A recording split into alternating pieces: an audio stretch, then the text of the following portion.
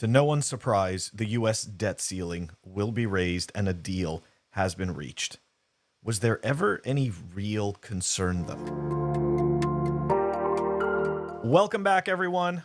Hope you had an amazing weekend. All right. Well, it's no surprise. Here we go. Tweet out of Watcher.guru. President Biden and House Speaker McCarthy reach debt ceiling deal. I mean, Bitcoiners are unsurprised. I'm pretty sure. Anybody who actually pays any attention to any of this knows that there was really no chance of a deal not going through. So this is just a giant nothing burger. But anyways, we're going to dive into a different aspect of it.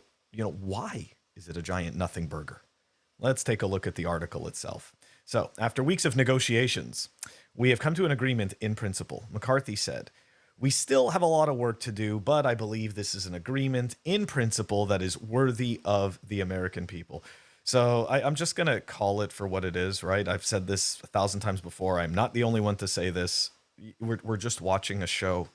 Like, that's all this is. I mean, this is a show, and this was a specific theme during the show, right? And the theme is the debt ceiling. And they go and they pretend to make a really big thing about it. But the reality is that it's not a big thing because they're always just going to print. They're always just going to print more money. That's all there is to it. Doesn't make a difference. According to the House Speaker, there are no new taxes or no new government programs, but there is a lot more within the bill. He adds that the bill has historic reductions in spending and consequential reforms. These will lift people out of property into the workforce. So I think maybe they meant lift people out of poverty into the workforce. I don't know. I don't know. That last piece of the sentence didn't make much sense to me. Anyways, it doesn't matter because none of this is real. So does it need to make sense? Who knows? All right. The next step in the debt ceiling deal and its negotiations is the Republican leaders and President Biden selling the agreement to enough members of Congress. Doing so will avert a potential debt ceiling default that has been given the X day, June 5th. That whole piece about raising the debt ceiling got me thinking that we should probably show another side to this, right? And that is the question of, can governments ever run out of money?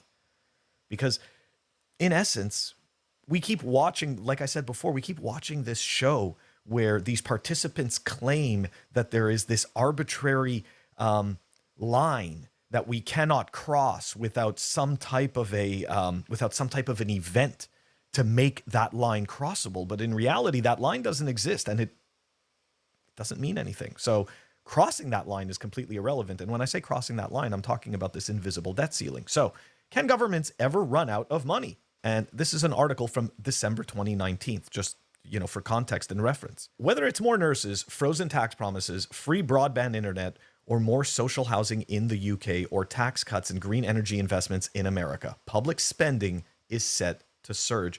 And it's obviously, right, in hindsight, look at that, huh?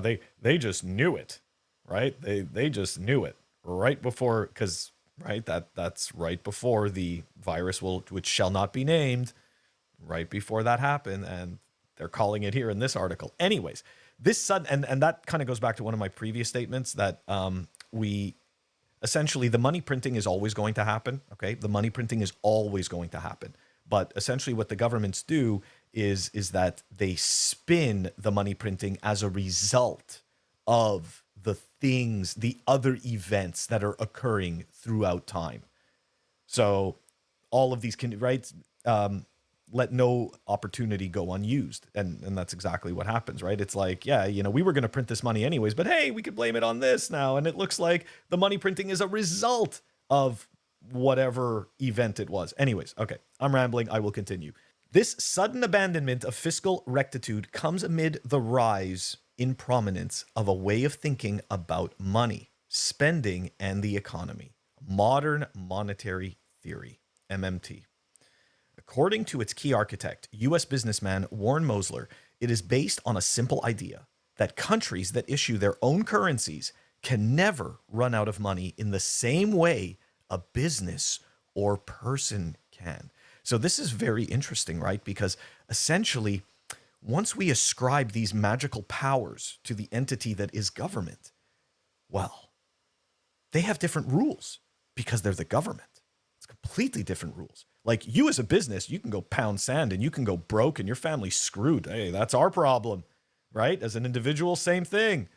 But once we sprinkle the magic dust of government, poof, it can never go insolvent. A government can no more run out of money than a football stadium can run out of goals scored.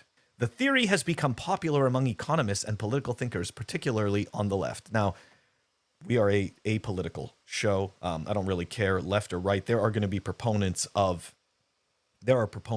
monetary printing on both sides, and I don't even think that those sides really exist. But that's a whole other rabbit hole and tinfoil hat thing I'm not going to get into right now. But look, it's no surprise that governments and politicians are interested in endless money printing and the ability to fund all of the endeavors that they would like.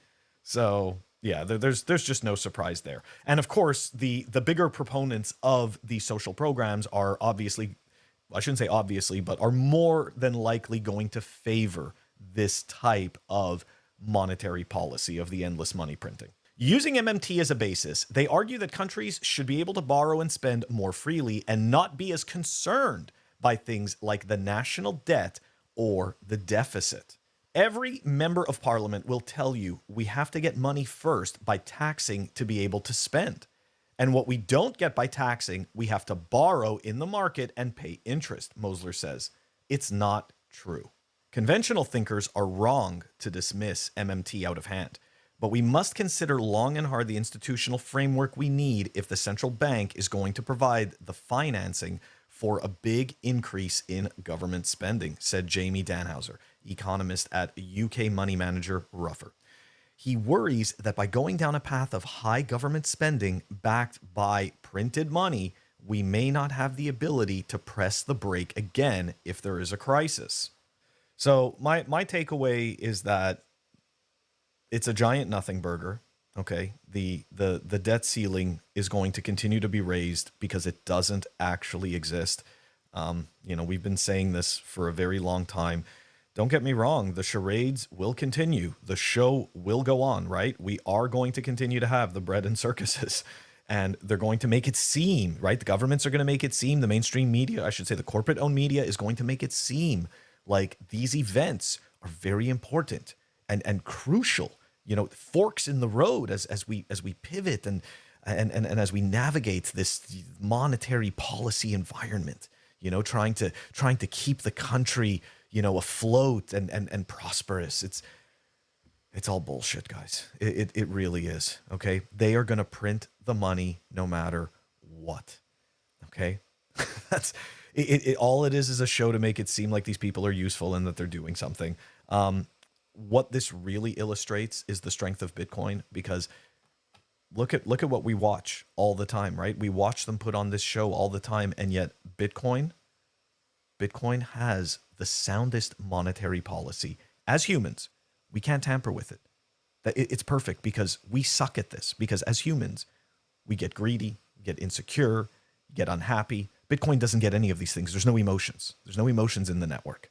And it's fantastic. And believe it or not, that does play a role, right? Because people desire power. They desire control. And when you put a person in charge of a money printer or a government entity, right, which gets the magic sprinkling power of being able to do whatever it wants, and on top of that, you give it a money printer, very, very difficult for a human not to give in to their most base desires.